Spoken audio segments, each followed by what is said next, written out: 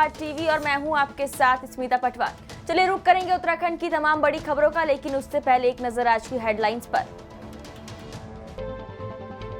CM Dhami ने की प्रधानमंत्री से शिष्टाचार भेंट, राज्य में शाखा स्थापित किए जाने का किया अनुरोध। कोटद्वार में अतिक्रमण पर गर्जा बुलडोजर, भारी पुलिस बल रहा तैनात।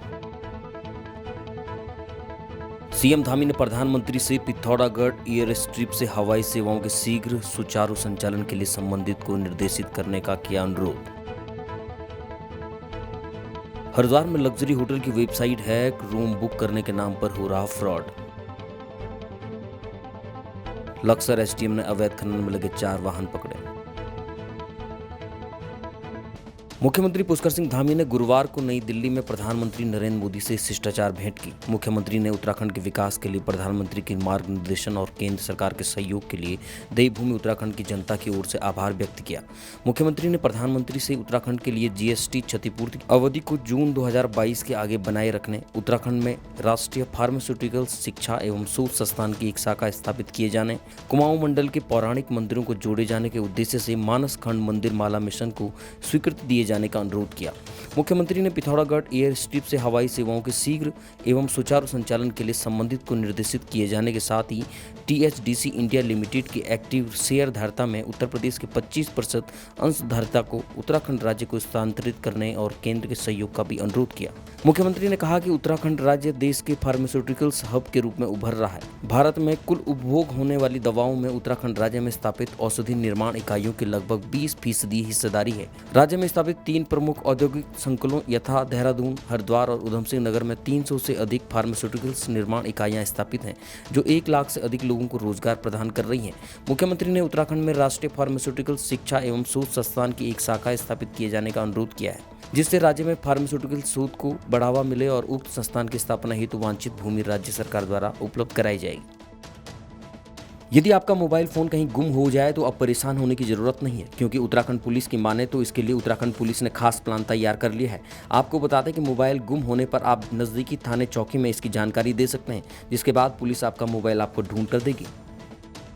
सभी आम जन जो भी उधमसिंह नगर के निवासी है कि आपका यदि फोन खो जाता है या गिर जाता है या आप कहीं मार्केट में जा रहे हो और कहीं से फोन चला गया या आपकी जेब से निकल गया, तो आप धैर्य और विश्वास मत हारिए और आप उसको इग्नोर मत करिएगा।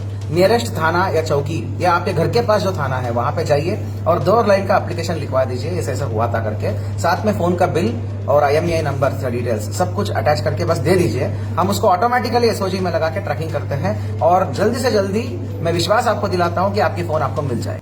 भारत संवैधानिक अधिकार संरक्षण मंच के तत्वाधान में वन अनुसंधान संस्थान देहरादून से सभी निकाले गए तथा समूह से जुड़े संविदा कर्मियों द्वारा अनिश्चितकालीन धरना जारी है, लेकिन इस संस्थान के निदेशक ने इनका कोई संज्ञान नहीं लिया है, जिसके बाद निराश होकर सभी संविदा कर्मचारियों ने निर्णय लिया है कि एक ज्ञापन प्रधानमंत्री को भेजेंगे।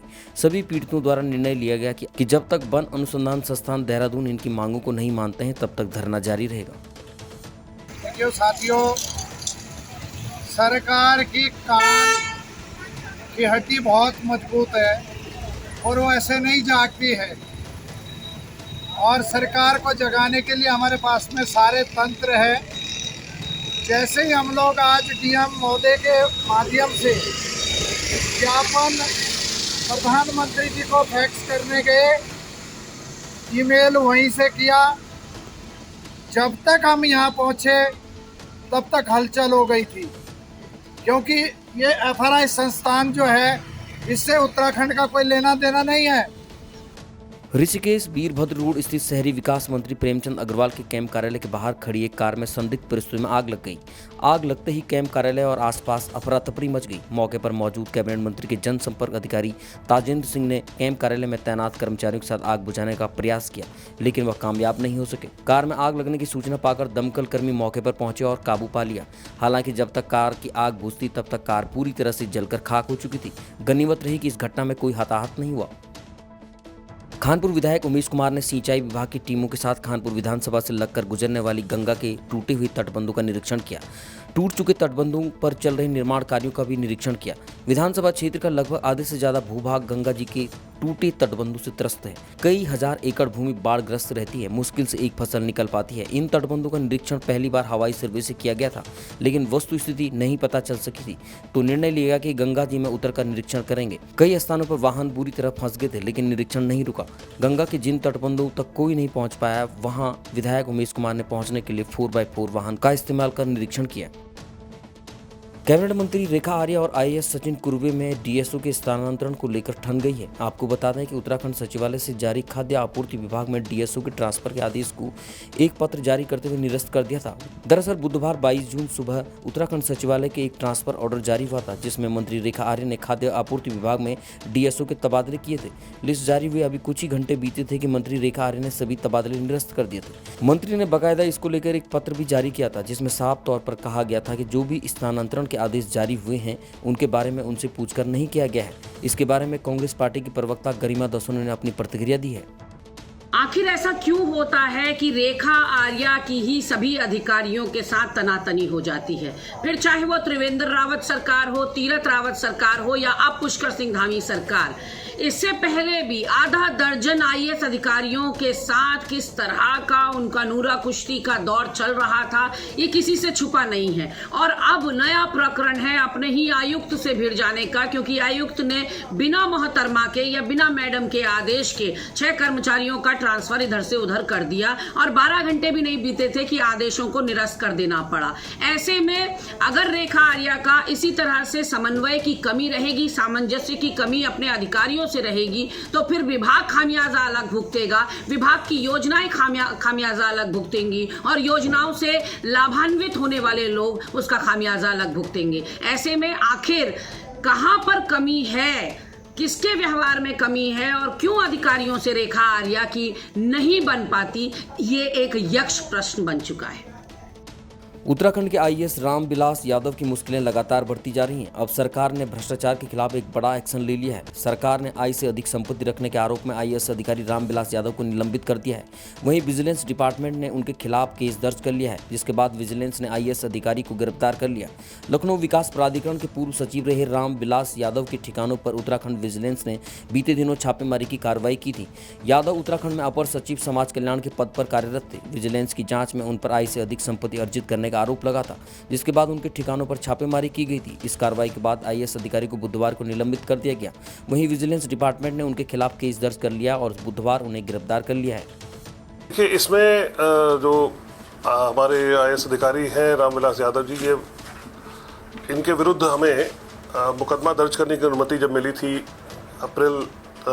मई 2022 में, उसके बाद से लगातार हम लोगों ने इनकी संपत्तियों पर कहाँ पे इनकी संपत्ति कैसे, क्योंकि हमने शुरुआत की अपनी प्रिलिमिनरी इंक्वायरी में ये पाया था कि इनकी संपत्ति आय से अधिक जो है वो 522% के करीब आ रही थी, जो कि काफ़ी अधिक थी। तो इसलिए हमने शासन से अनुमति मांगी थी कि इसमें हमें मुकदमा दर्ज करने की परमिशन मिले, जो हमें मिल गई। उसके बाद हमने जब जांच की तो जांच में हमें कई सारे ऐसे दस्तावेज मिले जो उनके घरों के छापे से भी मिले, जो कि ऐसे थे जिससे कि हम इनके भ्रष्टाचार के ऊपर काफ़ी मतलब साक्ष्य जिसको कहते हैं मिला हमें। तो उसके आधार पे हमने इनको दबिश दी इनके घरों पे और इनको पूछताछ के लिए बुलाया। जब ये आए तो इन्होंने जो सवाल हमने किया उसका ये जवाब संतोषजनक नहीं दे पा रहे हैं, क्योंकि इनके पास कई सारे ऐसे दस्तावेज हैं जिनका कि इनके पास कोई जवाब नहीं है। तो इस आधार पे इनको गिरफ्तार कल रात किया गया 2:15 पर, और आज हम इनको कोर्ट में पेश करेंगे। सर, एक्शन के तौर पर क्या करेंगे? देखिए, ये तो बिल्कुल सही आपने कहा। आज हम लोग इनको जुडिशियल कस्टडी के लिए भेज रहे हैं। उसके बाद हम इनसे पुलिस रिमांड भी मांगेंगे, क्योंकि हमें कई सारे सवाल करने हैं। अभी हमारी इन्वेस्टिगेशन जो हुई है वो हमारे स्तर से बहुत सारी चीज़ें मिली हैं, बहुत सारी ऐसे दस्तावेज मिले जिनसे इनका जवाब बहुत आवश्यक है, उसका प्रूफ देना इनको बहुत आवश्यक है कि वो उन्होंने कैसे अर्जित किया और किस तरह से अर्जित किया। जैसे आपने अकाउंट तो इनका फ्रीज होगा ही, हम लगभग बताया मैंने 6 अकाउंट की बात की, ये फ्रीज करेंगे। साथ में जो संपत्तियां उनकी हम जांच कर ही रहे हैं। देखते हैं इसके बाद जो भी हमारी जो इन्वेस्टिगेशन में जो चीज़ आएगा वो हम लोग साथ साथ करते रहेंगे। कोटद्वार नगर निगम क्षेत्र नेशनल हाईवे 534 पर कोटद्वार के पीएनबी बैंक से लेकर लाल बत्ती चौक तक कोटद्वार के व्यापारियों द्वारा किए गए अवैध अतिक्रमण को हटाने के लिए न्यायालय की शरण में गए सामाजिक कार्यकर्ता मुजीब नैथानी के अथक प्रयासों के बाद हाईकोर्ट के आदेश पर नगर निगम कोटद्वार ने उप जिलाधिकारी और नगर आयुक्त मय फोर्स के साथ कोटद्वार में अवैध अतिक्रमण हटाया, जबकि हाईकोर्ट ने नवंबर 2021 में ही नगर निगम को नजूल भूमि से अतिक्रमण हटाने के आदेश जारी किए थे। लेकिन अतिक्रमणकारियों ने कोर्ट में दलील दी थी कि नगर निगम के अधिकारियों द्वारा कोई भी नोटिस जारी नहीं किया गया। लेकिन अब नगर निगम के कोर्ट के आदेश के बाद अतिक्रमणकारियों को 15 दिन का समय दिया गया, लेकिन कुछ अतिक्रमणकारियों ने नगर निगम के नोटिस के बाद अवैध अतिक्रमण नहीं हटाया, जिसमें नगर निगम ने मय फोर्स के साथ शांतिपूर्ण रूप से अतिक्रमण कर बुलडोजर चलाया गया। तो वहीं मुख्य मार्ग पर अतिक्रमण हटाने के कारण कोटद्वार पुलिस ने यातायात व्यवस्था बनाने के लिए रूट डाइवर्ट किया। नहीं, माननीय उच्च न्यायालय के आदेश के क्रम में यह अतिक्रमण हटाया जा रहा है। अच्छा, कहाँ से कहाँ तक? यह अतिक्रमण हटाया गया, अभी करीबन हम लोगों ने 40 से 45 अतिक्रमण को हटाया गया। अभी आंशिक रूप से हटाया गया, सभी लोगों से अनुरोध करेंगे वो पूर्ण रूप से अपने अतिक्रमण को हटा दें। कितना फीट रहा है एनएच से अगर मान चलिए? ये करीबन फुटपाथ पे बना, जिसका बना उसको हटाया जा रहा है। और भविष्य में देखिएगा जो भी एनएच की जो पॉलिसी रहेंगी उसके तहत कार्य किए जाएंगे। किस तरीके से सहयोग रहेगा आज प्रशासन का? सभी तरह के सहयोग रहेगा, स्थानीय लोगों का भी सहयोग है, सभी शांतिपूर्ण से कार्यक्रम चला है। भारतीय मजदूर संघ चमोली के तत्वाधान में श्रमिकों की विभिन्न समस्याओं को लेकर भवन सन्निर्माण संगठन, आशा कार्यकर्ताओं और अन्य सामाजिक संगठनों से जुड़े कार्यकर्ताओं ने गुरुवार को भारतीय स्टेट बैंक थराली से तहसील मुख्यालय तक रैली निकालकर प्रदर्शन किया। तहसील मुख्यालय पहुंचने पर उप जिलाधिकारी थराली के माध्यम से मुख्यमंत्री और श्रम मंत्री उत्तराखंड सरकार को ज्ञापन भेजा। भारतीय मजदूर संघ ने अपनी 7 सूत्रीय मांग और आशा संगठन ने अपनी 3 सूत्रीय मांगों के निस्तारण को लेकर उत्तराखंड सरकार को ज्ञापन भेजा है। भारतीय मजदूर संघ ने मांग करते हुए कहा कि श्रमिकों का पंजीकरण कर श्रमिक कार्ड बनाने के लिए ब्लॉक स्तरीय शिविर की व्यवस्था और श्रम विभाग की सभी योजनाओं का लाभ श्रमिकों को दिया जाए। साथ ही उन्होंने श्रमिकों को 100 दिन का रोजगार दिए जाने और मनरेगा मजदूरी की न्यूनतम मजदूरी 700 प्रति दिवस करने की मांग की है। इसके साथ ही आशा कार्यकर्ती संगठन ने भी मुख्यमंत्री को ज्ञापन भेजते हुए आशाओं का मानदेय 18,000 करने और आशाओं को राज्य कर्मी घोषित करने और कोविड काल में सरकार द्वारा घोषित की गई प्रोत्साहन राशि को जल्द से जल्द देने की मांग की है। मजदूर संघ के तत्वाधान में भवन एवं सन्निर्माण संगठन की जो पिंडर मंडल हमारा तय हुआ है, जिसमें नारायणबगड़, थराली और देवाल के जो असंगठित क्षेत्र के मजदूर हैं, उनके जो संगठन यहाँ पर ब्लॉक स्तर पर बनाए गए हैं, उनके माध्यम से सभी जगहों से महिलाओं, पुरुषों और जो भी उनके सक्रिय कार्यकारिणी के लोग हैं, उन लोगों को एकत्रित करके ये ज्ञापन जो है शासन को दिया जा रहा है, जिसमें जो असंगठित क्षेत्र के मजदूर हैं उन मजदूरों की कुछ खास मांगे हैं। उसमें खास तौर से अगर रोज़गार गारंटी की बात करूं तो बात की गई थी, रोज़गार गारंटी के जो नियमावली थी उसमें श्रम कार्ड की बात की गई थी। आज भी हमारे थराली ब्लॉक में 15 कार्ड भी पूरे नहीं बने हैं 22 सालों के हिस्ट्री में। उसका कारण यह है कि पूरी एक ही आईडी पूरे चमोली ज़िले में श्रम विभाग संभाल रहा है। उस आईडी पर कितने लोग अपना श्रम कार्ड बना पाए हैं वो हमारे सामने स्पष्ट है।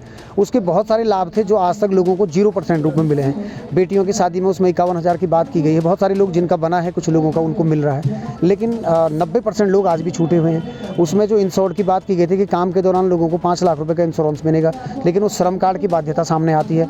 उसमें बिना काम के अगर कहीं कोई ट्रैवल कर रहा है किसी स्थिति में, अगर उसको कोई क्षति हो जाती है, उसमें 2 लाख की बात की गई थी, वो आज भी जस का तस पड़ा हुआ है। कारण वही है कि श्रम कार्ड नहीं बन रहा है। इसके अलावा बच्चों को वजीफे की बात की गई थी, बहुत सारे ट्रेनिंग प्रोग्राम की बात की गई थी, मशीनरी देने की बात की गई थी, बहुत सारे जो इक्विपमेंट थे आपके कारपेंटर के थे या टेक्निकल के थे, वो नहीं उपलब्ध हो रहे हैं। उसके पीछे कारण सिर्फ ये है कि श्रम कार्ड नहीं है, और श्रम कार्ड ना होने का कारण है कि एक ही आईडी पूरे में चल रही है। तो हमारा निवेदन सरकार से ही रहेगा कि श्रम कार्ड को बनाने के लिए प्रत्येक ब्लॉक में कम से कम हफ्ते में 2 दिन या 15 दिन में 2-3 दिन का समय दे और लोगों के श्रम कार्ड बनाए जाए। की ब्लॉक अध्यक्षा देवेश्वरी पुरोहित, मैं ये कहना चाहती हूँ, सरकार से ये बोलना चाहती हूँ कि जो सरकार ने WHO ने हमको ग्लोबल हेल्थ अवार्ड से सम्मानित तो किया, बहुत अच्छी है बात है, हम सराहना करते हैं उस चीज़ की, लेकिन उससे हमारा पेट भरने वाला नहीं है।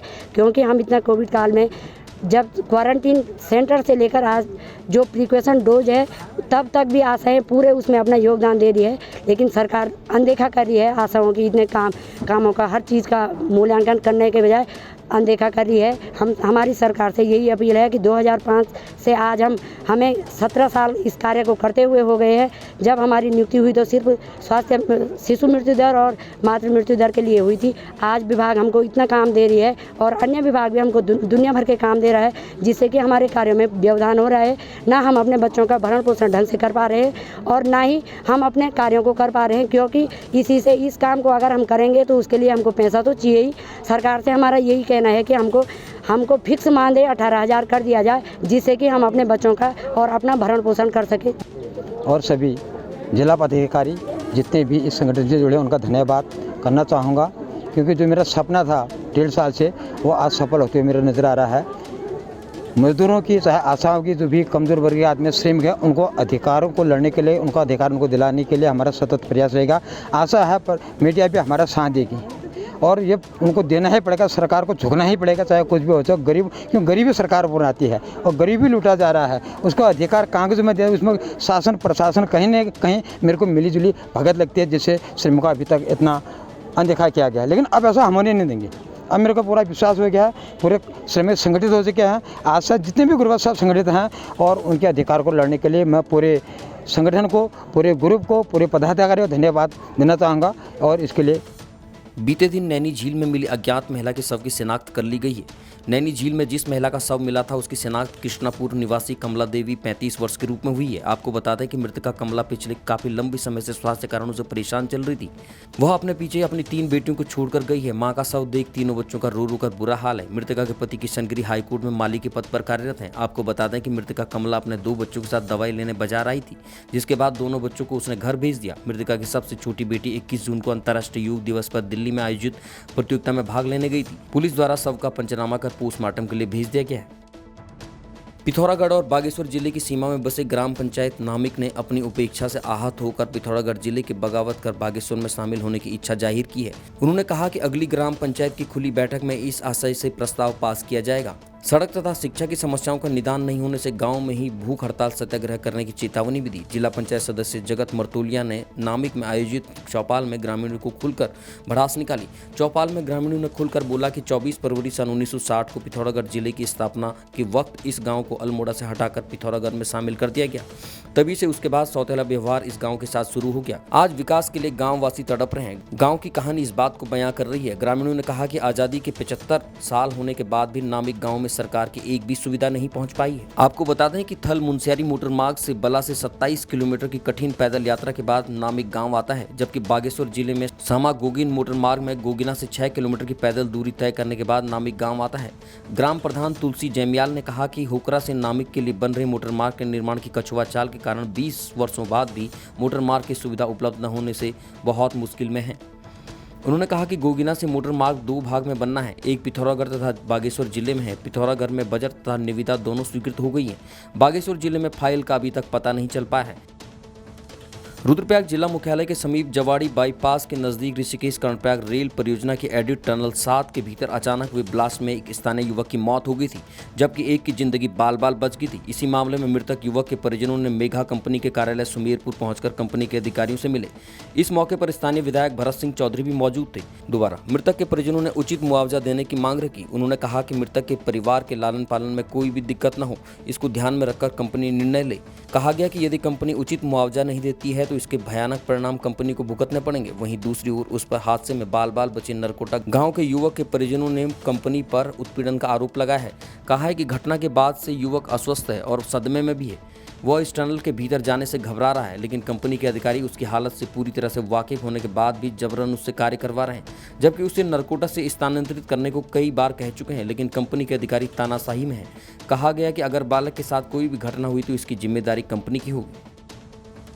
देखिए, मैंने जब मुझे इस बात की जानकारी मिली कि मृतक गुड्डू जो है वो दुर्भाग्यपूर्ण तरीके से एक एक्सप्लोजन का, एक ब्लास्ट का शिकार वहाँ पर हुआ है टनल के अंदर, तो मैंने उसके परिजनों से संपर्क किया और तत्काल कंपनी के जो अधिकारी हैं उनसे संपर्क किया। तो उन्होंने मुझे जो जानकारी दी कि वो पीड़ित परिवार से मिल चुके हैं और पीड़ित परिवार और उनके बीच में ये बात हुई है कि 13वीं के बाद वो लोग बैठ कर के इसका कोई सम्मानजनक हल, समझौता, जो भी आप इसको वो करेंगे। और आज 22 तारीख को जब उसके परिजन और गांववासी कंपनी में थे तो मृतक के भाई का दूरभाष से मुझसे संपर्क हुआ। उन्होंने से आग्रह किया कि मैं भी वहाँ पे सम्मिलित हूँ, और अभी तक कंपनी से जो बात हुई है उन्होंने इस बात को स्वीकार किया है कि जो जिस ठेकेदार को उन्होंने काम सबमिट किया था वो ठेकेदार की तरफ से, कंपनी की तरफ से और इंश्योरेंस कंपनी की तरफ से सबको जो है मुआवजा दिया जाएगा। जो धनराशि है उसको लेकर के दोनों पक्षों में सहमति अभी नहीं बन पाई है। जो ऑफर कंपनी ने दिया है वो मृतक के परिजनों को स्वीकार नहीं है, मेरे ख्याल से वो स्वीकार करने लायक है भी नहीं। लिहाजा 28 तारीख को ठेकेदार ने स्वयं उपस्थित होने का आश्वासन दिया है कि 28 तारीख को ठेकेदार स्वयं उपस्थित होकर के और एक सम्मानजनक राशि वो मृतक के परिजनों को, उसकी पत्नी को देगा, और अगर उस पर दोनों पक्षों की सहमति बनी तो एक समझौता वहाँ पर होगा, और अगर सहमति नहीं बनी तो जो कानूनी कार्रवाई के विकल्प हैं वो हमें सब मिलेंगे। अल्मोड़ा जिले के रानीखेत में रक्षा संपदा उप कार्यालय खुलने से लोगों को बरेली लखनऊ के चक्कर लगाने की बड़ी राहत मिलने जा रही है। छावनी परिषद रानीखेत के नामित सदस्य मोहन नेगी ने जानकारी देते हुए बताया कि 24 जून को केंद्रीय रक्षा राज्य मंत्री अजय भट्ट रक्षा संपदा उप कार्यालय का उद्घाटन करेंगे। लोगों को अभी तक रक्षा संपदा विभाग के प्रबंधन वाली भूमि की देख छावनी परिषद द्वारा की जा रही है, लेकिन उप कार्यालय खुलने से लोगों को बड़ी राहत मिलेगी। आपको बता दें कि उप कार्यालय सेना डेयरी एनसीसी मैदान के पास खोला जा रहा है। कार्यालय में महानिदेशक रक्षा संपदा सहित उच्च अधिकारी मौजूद रहेंगे। लोगों ने केंद्रीय रक्षा राज्य मंत्री अजय भट्ट का इस पर आभार जताया है। रक्षा संपदा का जो ये कार्यालय खुल रहा है रानीखेत में, ये 24 तारीख को अस्तित्व में आ जाएगा ऐसी संभावना है, क्योंकि 24 तारीख को इसका विधिवत तौर पर उद्घाटन होने की संभावना है। उस दिन यहाँ पर जो है रक्षा राज्य मंत्री माननीय अजय भट्ट जी और अपने डीजीडी रक्षा संपदा जो है महानिदेशक रक्षा संपदा दिल्ली, और उसके साथ ही प्रधान निदेशक रक्षा संपदा लखनऊ और जो निदेशक हैं उसके साथ ही कई अधिकारी यहाँ पर पहुँचने की उनकी संभावना है, और उस दिन इसका विधिवत तौर पर उद्घाटन होगा। और साथ ही रक्षा की जो भूमि है उसके रखरखाव, कौन सी जमीन डीओ के अंतर्गत जो रक्षा संपदा के अंतर्गत जो भूमि है उसका रखरखाव तो छावनी परिषद करती है, लेकिन जो रक्षा संपदा के अंदर जो भूमि आती है उसका रखरखाव डीओ कार्यालय के द्वारा किया जाता है। अभी तक किसके द्वारा किया जाता था? अभी तक डीओ कार्यालय बरेली के द्वारा किया जाता था, और अब इसको जो है क्यूऑस के साथ ही छावनी परिषद उसके केयरटेकर के रूप में काम करती थी, और वो सब चीज़ों का रखा। अब ये कार्य यहीं संपादित किए जाएंगे रानीखेत में? अब रानीखेती में होगा। रानीखेत के साथ ही इसमें पिथौरागढ़, अल्मोड़ा और नैनीताल के अंतर्गत भी जो जितने भी रक्षा भूमि है, तो लोगों को सुविधा मिल पाएगी इससे सुविधाएं मिलेंगी काफ़ी, और जो बरेली जाना था वो बच जाएगा, जो यहीं काम संपादित हो जाएंगे। इससे काम यहीं संपादित हो जाएंगे, और साथ में यहाँ पर जो म्यूटेशन संबंधी काम है और यहाँ पर जो भूमि संबंधी मामले हैं उनका निस्तारण भी हो पाएगा।